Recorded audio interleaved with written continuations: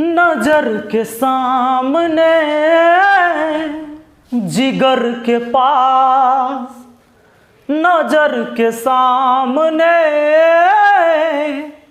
जिगर के पास कोई रहता है, वो हो तुम नजर के सामने जिगर के पास। हेलो दोस्तों, आप सभी का स्वागत है आपके अपने YouTube चैनल मैथ मस्ती पर। दोस्तों मैं हूं विपिन यादव और आप इस वीडियो में देख रहे हैं परसेंटेज का 7वां क्लास। मैथ तो भैया घूमते फिरते सीख जाओगे, बस समझ में आना चाहिए। जब पढ़ाएंगे तो समझ में आएगा और समझ में आएगा तो पढ़ने की खूब इच्छा होगी। अब पढ़ोगे गर्दा उड़ा दोगे। चलो बढ़ते हैं आज इस वीडियो में अगले टाइप को लेकर, और ये टाइप 4 होगा आज का। पिछले क्लास में हमने टाइप आपको कहाँ तक पढ़ा दिए थे? 3 तक। तो टाइप 4 होगा। बेसिक क्लास भी करा दिया, प्लेलिस्ट में सारी वीडियो अवेलेबल है। आइए आज हमारा होगा टाइप 4, और टाइप 4 में क्या कहता है क्वेश्चन जरा ध्यान दीजिएगा। सबसे पहला क्वेश्चन दिख रहा है, तो देखिए क्वेश्चन कहता है कोई आदमी अपनी मुद्रा का 20% खो देता है, शेष मुद्रा का 25% खर्च करने के बाद उसके पास 480 रुपये बच जाते हैं, तो मूलतः उसके पास कितनी मुद्रा राशि थी? सुनिए सवाल क्या कहता है। कोई आदमी अपनी मुद्रा का 20% खो देता है, तो याद रखना कि जब वो 20% खो दिया तो उसके पास राशि बचा हुआ है 80%। ठीक है ना, 80% बचा हुआ है। अब कहता है यानी यही शेष है, क्योंकि 20% जब खो देगा तो शेष बचेगा 80%। अब शेष 80% बचा है। सवाल कहता है शेष मुद्रा का 25% खर्च करने के बाद उसके पास 480 रुपये बचे हुए हैं। लास्ट में बचा हुआ है 480 रुपया। सुनिए 20% खोने के बाद जो बचा उसका 25% खर्च करता है, इसका 25% खर्च करेगा। कुछ लोग क्या करेंगे, इसमें से 25% घटाएंगे और जो समझेंगे कि जो बच गया वो बचत। नहीं, ये जो है ना, ये अपने आप में 100% वैल्यू कहलाएगा जो बच जाएगा। कहता है कि शेष का यानी इतना का 25% खर्चा करेगा तो इतना का 75% अभी भी बचत होगा, ऐसे सोचना है। यानी बचत भी अपने आप में 100%। सुनिएगा, यानी शेष जो था उसका 25% खर्च किया, तो इसका यानी शेष का 75% अभी भी बचा है, और बचा है 480, तब बराबर में लिख देंगे 480। अब देखिए दोस्तों, इसको कैसे कैसे करना है। 80% का मान 4/5 होता है, 75% का मान 3/4 होता है, बराबर ये 480 हुआ। 4 से 4 काट दिया, 3 से 16 3 48, 1 इधर कुछ नहीं तो 1 कहिए, 1 बराबर, क्योंकि 5 है तो 1/5 है, 5 जाकर उधर गुना, 16 पचे 80, 1 0 और, यानी 800 टोटल वैल्यू हुआ। यानी उसका टोटल कमाई 800 हुआ। ठीक ना। सवाल क्या कहता है उसके पास कितनी मुद्रा राशि थी, तो 800 हुआ। अच्छा, दूसरे तरीका से और इसको हम समझाने का आपको प्रयास करें, ताकि कुछ लोग ऐसे होते हैं जिन्हें ये समझना थोड़ा मुश्किल होता है, लेकिन आइए फिर हम आपको समझाने का प्रयास करते हैं। टोटल राशि आपसे पूछा है, तो टोटल राशि आप मान लो, टोटल राशि x मान लो। ठीक है, टोटल राशि हमने क्या मान लिया? x। और पूरी राशि का 20% पहले खो देता है। पूरे सवाल के अंत में चल के देखिए तो आपको बचत दिया हुआ है 480 रुपया। भैया ये बचत है 480 रुपया। सुनिए बचत ना है 480, तो सबका पूरे में बचत है 480, तो हम बचत ही निकालेंगे, तब ना बचत के बराबर बचत होगा। सवाल ऐसे थोड़े से होता है। सुनिए, पूरी राशि का 20% खो देता है, तो इस पूरी राशि का 80% अभी भी उसके पास होगा, यानी उसके पास इतना राशि होगा। अब कहता है कि जो शेष राशि बचा है ना, उसका 25% खर्च कर देता है। तो भाई इसका 25% खर्च करेगा तो इसका 75% अभी भी उसके पास बचेगा, और जबकि कहता है अब उसके पास बचा है 480, तो ये भी बचत है और 480 रुपया भी बचत है। ये दोनों बचत है, इसीलिए आपस में बराबर। बचत के बराबर बचत, खर्च के बराबर खर्च, आय के बराबर आय, ऐसे लिखना है। सुनिए अब x गुना हुआ ये 4/5 75% का मान 3/4 बराबर हुआ 480। 4 3 12, 12 चौके 48, 40 बार में कटा। x की वैल्यू 5 चौके 20, 20 से 40 में गुना तो 800 रुपया हो जाएगा। यानी हमारा x का वैल्यू 800 हुआ, यानी कि टोटल कमाई यानी टोटल आमदनी यानी उसके पास टोटल मुद्रा जो था, राशि जो था वो 800 था। आइए बढ़ते हैं अगले सवाल पर, देखते हैं नेक्स्ट क्वेश्चन को। दोस्तों हमारा अगला सवाल है दूसरा और प्रश्न संख्या 2 कहता है क्या जानते हैं? कहता है कि एक व्यक्ति के पास कुछ धनराशि है, उसने उस राशि का 20% एक वस्तु खरीदने में खर्च किया और शेष का 5% परिवहन पर, उसके बाद उसने 120 रुपये दान कर दिए। तदनुसार यदि उसके पास 1400 रुपये शेष बचे हो तो उसके द्वारा परिवहन पर किया गया खर्च कितना था? सुनिएगा, लास्ट में कहता है कि 1400 रुपया शेष बचा हुआ है। शेष बचत कितना है? 1400 रुपये है। ठीक है, अब रुक जाइए। एक व्यक्ति के पास कुछ धनराशि है, उसने उस राशि का 20% एक वस्तु खरीदने में खर्च किया है। कुछ राशि है नहीं पता, आप मान लो टोटल राशि x था, x का 20% वस्तु खरीदने में खर्च किया तो x का 80% अभी बचा हुआ होगा, वस्तु खरीदने के बाद इतना बचा होगा। अब कहता है शेष का 5% परिवहन पर, यानी इतना का 5% फिर खर्चा करेगा परिवहन पर, तो इतना का 95% अभी भी बचा रहेगा। अब ये ना कहना कि 5% हो जाएगा सर तो 75% ना, नहीं, जो बच गया वो अपने आप में 100%। ठीक ना, काहे कि जो बचा है उसका कहता है 5% खर्च करेगा परिवहन पर, तो जो बचा है उसका 75% अभी भी है।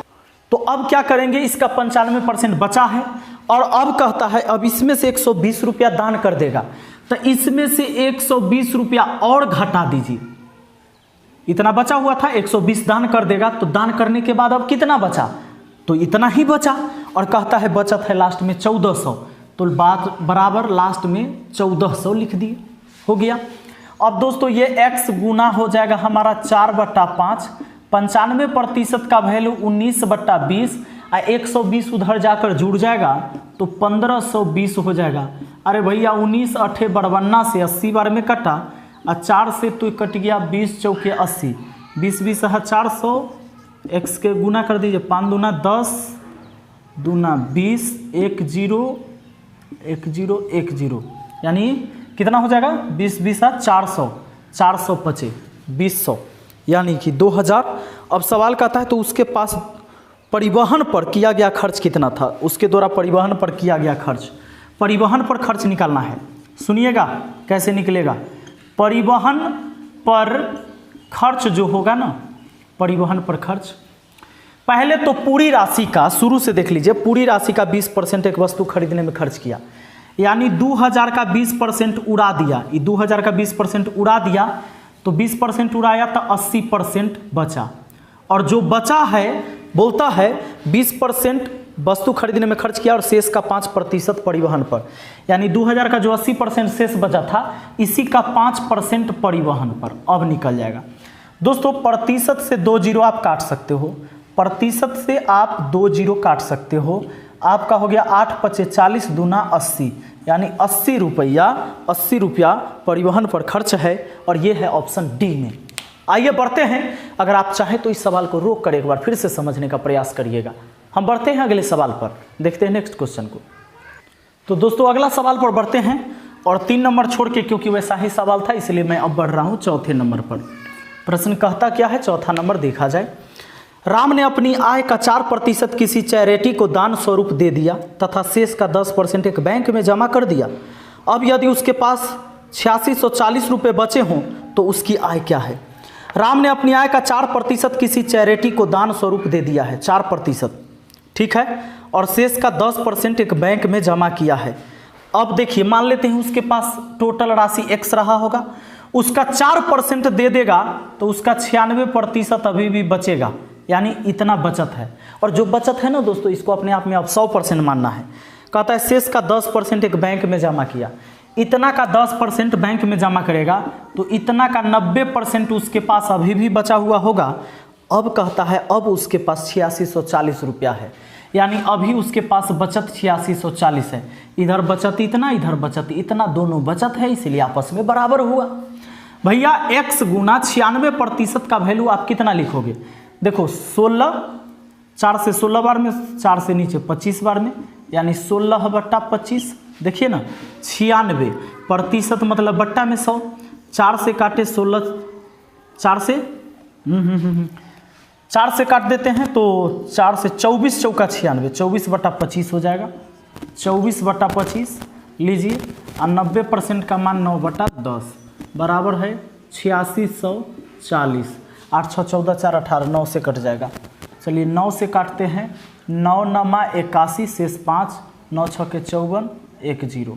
चलिए अब ये 24 चौके 96, 40 बार में कट गया, तो हमारा x का वैल्यू कितना हो जाएगा? ये 25 से उधर जाकर गुना, 10 से उसको गुना, तो 40 400, यानी x बराबर हो गया 20, 25 चौका 100, 25 चौका 100, 20 और, यानी 10,000 रुपये हो गया। और सवाल में पूछा था तो उसकी आय क्या है? हमारा आंसर यही 10,000 हो जाएगा। आगे बढ़ेंगे, नेक्स्ट क्वेश्चन को देखेंगे और आसानी से ऐसे ही सीखेंगे हर सवाल को। आइए दोस्तों, अगला सवाल हमारा 5वां कह रहा है क्या? कह रहा है श्रीमान कपूर अपनी कुल आय का 20% मकान किराए के रूप में खर्च करते हैं और शेष का 70% घरेलू चीज पर खर्च करते हैं। तदनुसार यदि उनकी बचत 1800 रुपये की है तो उनकी कुल आय कितने रुपए में होगी? चाहे तो आप इस वीडियो को रोककर इस सवाल को खुद बनाने का प्रयास करें और मुझे उम्मीद है आप बना पाएंगे। चलिए दोस्तों, बना लिए हो तो ठीक बात है, नहीं बनाए हो तो भी ठीक बात है, क्योंकि हम बनाएंगे आप सीख जरूर जाएंगे। श्रीमान कपूर अपनी कुल आय का, तो कुल आय नहीं पता, x मान लो, 20% मकान किराए में खर्च करेगा और अंतिम में देखते हैं कि बचत है, तो हम सबको छांटते छांटते बचत पर पहुंचेंगे। 20% मकान किराया तो 80% बचा ना, शेष बचा 80%। अब जो बचत है वो अपने आप में 100% हुआ। अब कहता है शेष का 70% घरेलू चीज पर, इसका 70% घरेलू चीज पर खर्च करेगा तो इसका 30% अभी भी बचेगा और बच गया इतना। अब कहता है यदि उनके पास बचत 1800 है, उनके पास बचत कितना है? 1800। ये इधर भी बचत, इधर भी बचत, ये दोनों बचत है, इसीलिए आपस में बराबर, बचत के बराबर बचत। अब x 80% का वैल्यू 4/5, 30% का वैल्यू 3/10 बराबर हुआ भैया हमारा 1800। लीजिए, अब लीजिए 3 से अगर इसको हम काट देते हैं, 3 6 के 18, 600 बार में, और 4 से काट देते हैं 15 चौके 60, 150 बार में, तो x की वैल्यू हो गया 15 5 75, 1 0 1 0 2 0, यानी 7500। x की वैल्यू कितना? 7500, यानी हमारा ऑप्शन बी हो जाएगा। दोस्तों अब बढ़ेंगे हम अगले टाइप में। इस टाइप के सवाल आप समझ गए होंगे कि अंतिम में बचत दिया हुआ आता है, हम सबको छांटते छांटते बचत पर जाते हैं और उसको बराबर करके बना लेते हैं। तो बढ़ते हैं टाइप 5 में, समय को ना गंवाते हुए टाइप 5 पर चलिए।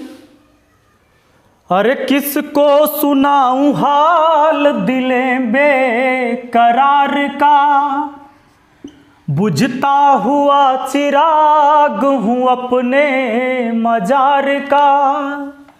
ऐ काश भूल जाऊं मगर भूलता नहीं, किस धूम से उठा था जनाजा बहार का ये दुनिया।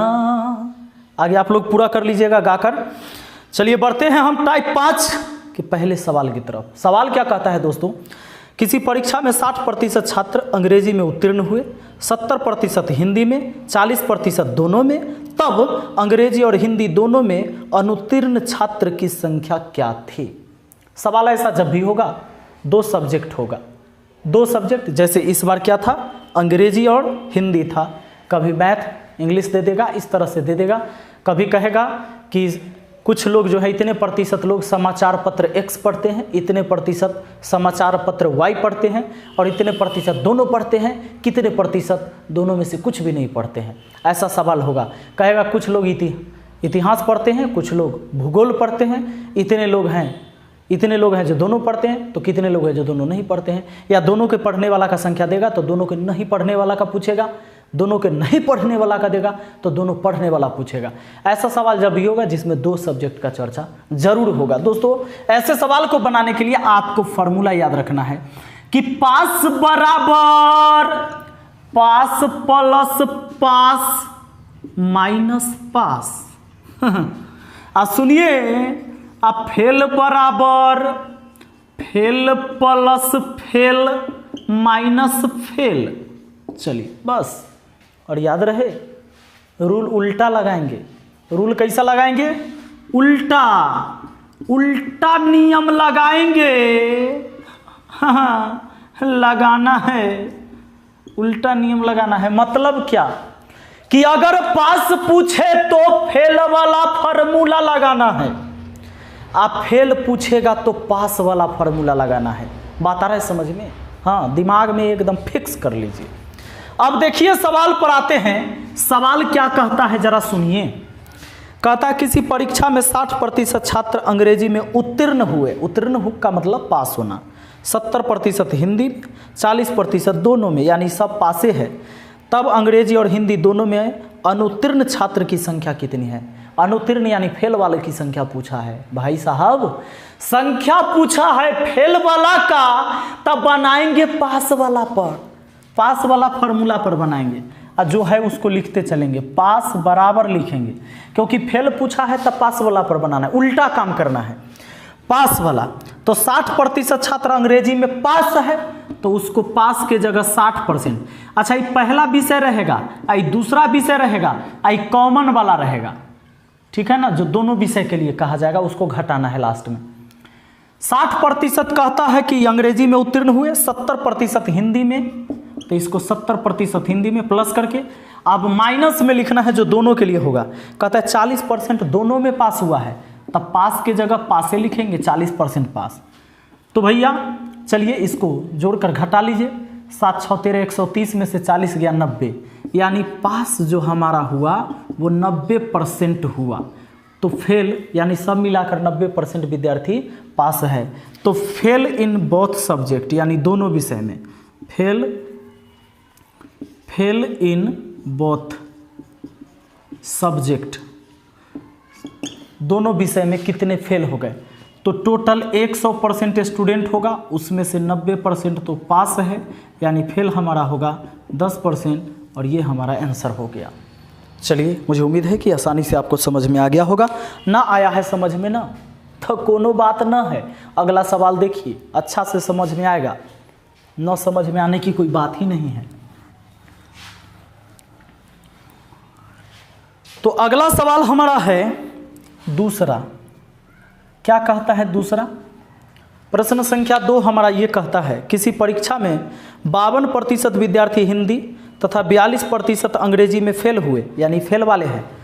यदि 17% विद्यार्थी इन दोनों विषय में फेल हुए हैं तो कितने प्रतिशत विद्यार्थी दोनों विषय में पास हुए हैं? पूछा है हमें पास। भाई साहब पास पूछा है ना, तब फेल वाला फॉर्मूला लगाएंगे। पास पूछा है तब फेल वाला फॉर्मूला, फेल बराबर क्या लिखना है? Fail plus fail minus fail, यही लिखना है। आइए, तो सवाल कहता है पहले 52% विद्यार्थी हिंदी तथा 42% अंग्रेजी में फेल हुए हैं। यानी कि अब जो फेल हुआ है, पहले 52% विद्यार्थी हिंदी में, चलिए 42% अंग्रेजी में और 17% इन दोनों में। तो ये कॉमन बात है, इसको घटाना है। 17% दोनों में, तो कितने प्रतिशत विद्यार्थी दोनों विषय में पास हुए हैं? पहले तो हम फेल निकाल ले रहे हैं, तो इनको जोड़ को उसको घटा लो। तो ये 2 और 2 4 और 5 और 4 9, 2 2 4 5 4 9, इसमें से 17 घटा देना है। 14 में से 7 गया 7, बच गया हमारा कितना? 8 में से 1 चला गया 7, यानी 77। 14 में से 7 गया 7, 8 में से 1, 77%। यानी फेल हमारा 77% हो रहा है। फेल हो रहा है कितना? 77%। तो भैया पास इन बोथ सब्जेक्ट, दोनों विषय में कितना पास हुआ है? टोटल 100% में से ये घटा लीजिए ना 77%। चलिए 10 में से 7 गया 3, 10 में से 7 गया 3, बचा हमारा 9, 9 में से 7 गया 2, यानी 23%। 23% हमारा आंसर हो जाएगा ऑप्शन सी। आगे बढ़ूं, चलिए अगले सवाल को देख लेते हैं। अगला सवाल हमारा क्या कह रहा है,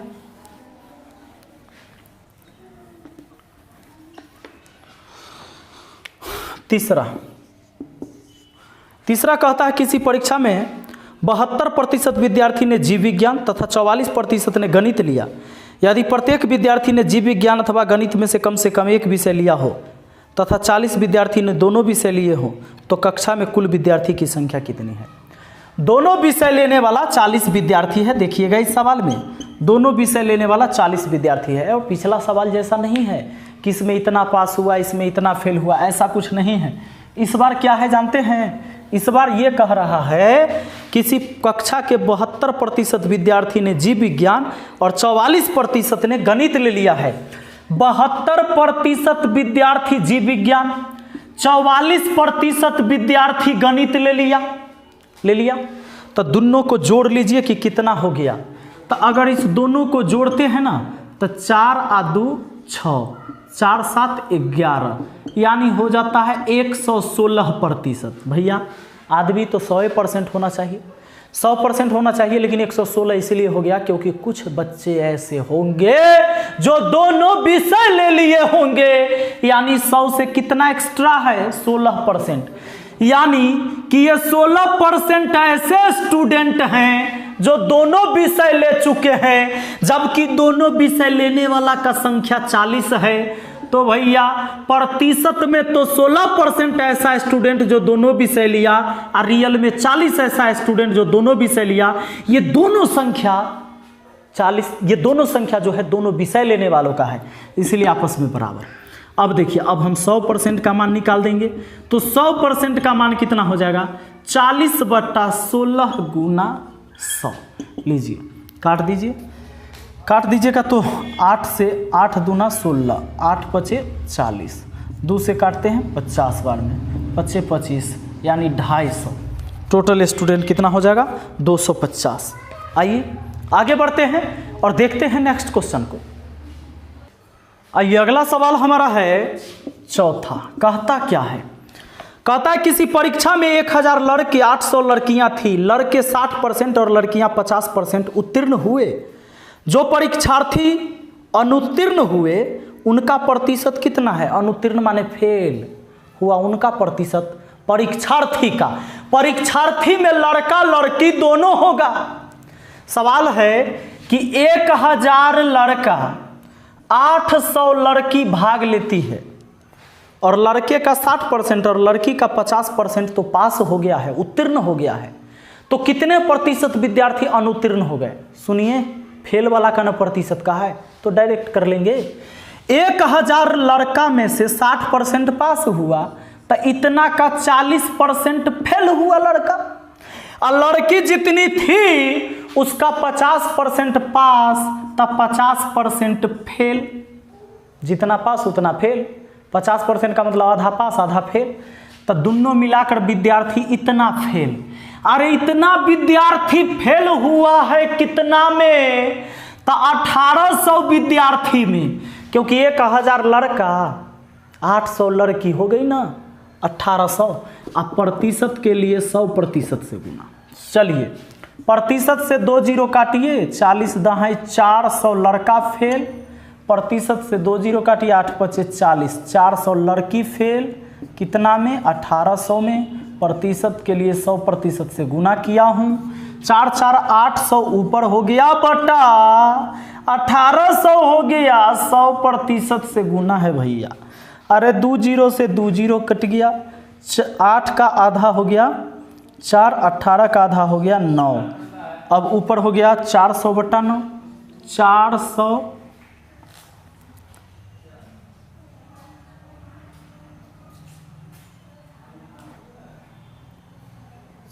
बटा 9। अब इसको भाग लगा दीजिए, भाग लगाइए तो भाग लग के कितना हो जाएगा ये 9 चौका 36, 9 चौका 36, 4 4 पर 0 40, 9 चौका 36, फिर 4 9 चौका 36, यानी 44.44%, यानी हमारा आंसर हो जाएगा ऑप्शन बी। चलिए दोस्तों बढ़ते हैं अगले सवाल की तरफ। आइए अगला सवाल है हमारा 5वां और बहुत ही जबरदस्त क्वेश्चन है, बहुत अच्छा क्वेश्चन है, प्यारा सा है। कहता है किसी परीक्षा में 70% विद्यार्थी अंग्रेजी में पास हुए, 80% गणित में पास हुए तथा 10% दोनों विषय में फेल हुए। यदि दोनों विषय में 144 विद्यार्थी पास हुए तो विद्यार्थी की कुल संख्या कितनी थी? विद्यार्थी के टोटल संख्या पूछा है। सुनिए, दो विषय का चर्चा, दोनों में पास फेल अलग अलग, फिर दोनों के कॉमन भी बोला है कि 10% दोनों में फेल हुआ है। लास्ट में कहता है 144 विद्यार्थी पास हुए हैं, यानी पास हुआ है दोनों विषय में, पास हुआ है दोनों विषय में 144 विद्यार्थी। तो हम पास निकालेंगे, लेकिन पास निकालने के लिए फेल वाला फार्मूला लगाएंगे। याद करिए, फेल वाला फार्मूला, फेल बराबर fail plus fail minus fail है। अब देखो कैसे निकालना है। तो पहले हम फेल निकालते हैं, क्योंकि पास वाला निकालना है इसलिए फेल वाला निकालेंगे। उल्टा काम। कहता है 70% अंग्रेजी में पास हुआ, तो यहाँ फेल कितना हुआ? 70% तो पास हुआ, तो 30% अंग्रेजी में फेल हुआ, और प्लस 80% गणित में पास हुआ, तब 20% फेल हुआ, और 10% दोनों विषय में फेल हुआ, तब 10% फेल हुआ। बस ऐसे लिख देना है, हो गया। अब देखिए, अरे 70% पास था तो फेल 30% ना, इधर 80% पास था तो 20% ना फेल, और दोनों विषय में 10% फेल था, फेल की जगह फेल लिखना है। अब आ जाइए, यानी हमारा फेल विद्यार्थी कितना है? 30, 20, 50, 50 में से 10 गया 40, यानी 40% जो है फेल है। तो pass in both subject, pass in both subject, यानी दोनों विषय में पास तो हुए 60%, काहे कि फेल है 40%, तो 60% पास, यानी 60% विद्यार्थी प्रतिशत में ना पास है। रियल में 144 विद्यार्थी पास है, ये दोनों पास वाला का संख्या है, तो चूंकि 60% का वैल्यू 144 हो गया, हम निकाल देंगे 100% का वैल्यू। तो बताइए 144/60 गुना 100 कर देंगे। लीजिए 0 से 0 कट गया, इसको काट दे तो 6 दूना 12, 6 चौके 24 है ना, 6 दूना 12, शेष बच गया हमारा 2, 6 चौके 24, यानी 240 विद्यार्थी टोटल हो गया। कोई दिक्कत तो नहीं, ऑप्शन सी हो गया। दोस्तों मुझे उम्मीद है कि आपको ये वीडियो अच्छा लगा होगा, समझ में आया है सच में, तो लाइक करिएगा, अपनी दिल की बातों को कमेंट में लिखिएगा कि कैसा लगता है हमारा क्लास। और हाँ, अगर नए व्यूअर हैं चैनल को सब्सक्राइब कर लीजिए, बेल आइकन दबा लीजिए, क्योंकि हम आपको गणित सिखाते हैं, और सिर्फ सिखाते हैं, सिखाते ऐसी चीज़ें हैं कि जब आपको समझ में आएगा ना, वैसे तरीका मेरा पढ़ाने का होता है कि समझ में आना है, पक्का आना है, और समझ में आएगा तो आप खुद दे पढ़ के गर्दा उड़ा दीजिएगा। मुझे विश्वास है कि आपको अब इस टाइप के कोई भी प्रश्न परेशान नहीं करेगा। आज 2 टाइप पढ़ाया मैंने, अगली वीडियो हम अपलोड कर रहे हैं अगले दिन, और लगातार देखते जाइए। प्लेलिस्ट भी बना दिया है, क्यों बना दिया है? क्योंकि आराम से आपको अच्छे से गणित सीखने के लिए। तो चलिए, बेस्ट ऑफ लक, मिलते हैं फिर अगले वीडियो में। और घर में रहिए, क्योंकि अभी कोरोना वायरस बाहर में चल रहा है, आराम से घर में रहिए, पढ़ाई करिए, और सही वक्त है आपको पढ़ाई करने का, क्योंकि घर बैठे आप पढ़ाई कर सकते हो, कोचिंग ट्यूशन जाने की कोई ज़रूरत नहीं है, समय बर्बाद करने की कोई ज़रूरत नहीं है। जो चीज़ें सीखना यूट्यूब पर भरा पड़ा है। चलिए, बेस्ट ऑफ लक, मिलते हैं अगली वीडियो में।